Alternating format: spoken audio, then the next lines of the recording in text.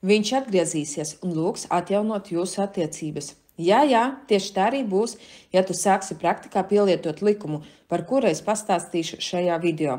Sveika, mans vārds ir Līga Danovska, es zinu par to, kā piepildīt savas mīlestības vēlēšanas. Tādas kā satikt savu ideālo vīrieti, pat ja dzīvo dziļos laukos, kā radīt harmoniskas, laimīgas attiecības, pat ja tev tādas nekad nav bijušas, kā saņemt bildinājumu, ja tu satiecies vairāk par 10 gadiem, un viņš saka, ka nav gatavs. Kā apprecēties, pat ja tu samierinies ar savu vientulību. Es zinu, kā sevī iemīlēt konkrētu vīrieti, pat ja viņš uz tavu pusi nepievērš uzmanību. Tāpat kā salabot izjukušas attiecības, atjaunot ģimeni un visam tam izmantot tikai domas spēka nolūku. Visas šīs zināšanas pieejamas katrai sievietei, nav nekā neiespējama.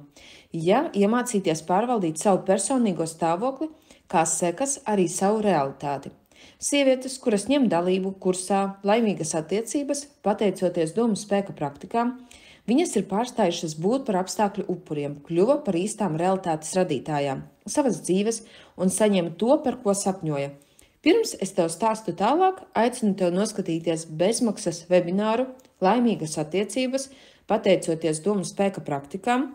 Lai varētu reģistrēties uz šo webināru, aizpildi anketu, kura ir norādīta profilā augšgalā. Tagad es tev pastāstīšu par likumu, kuru var pielietot jau 10 minūšu laikā, un tādā veidā sākt jau sakārtot savas attiecības ar mīļoto cilvēku, vēl pirms tiki uz manu bezmaksas webināru. Lūk, skan likums. Stāvoklis šķir tevi no mērķa. Stāvoklis mīlestības un pārpilnības pietuvina tevi savam mērķim. Ko tas īsti nozīmē? Liekas, ka mērķis ir tālāk un tālāk atdalās no jums. Vai tu esi mēģinājusi, ka jo vairāk tu pēc kaut kā tiecies un centies saņemt, jo grūtāk to noķert? Liekas, ka mērķis tālāk un tālāk atdalās no tevis. Pie tam tas strādā vienādi uz visām pusēm, ar cilvēkiem, ar naudu, ar attiecībām. Jo vairāk tu seko, jo sliktākā stāvoklī atrodies. Visdrīzāk tu nesen izšķiries ar savu mīļoto cilvēku.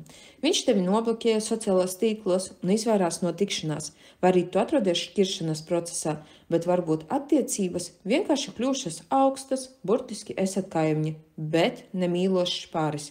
Bet nedomā, ka viss ir zaudēts.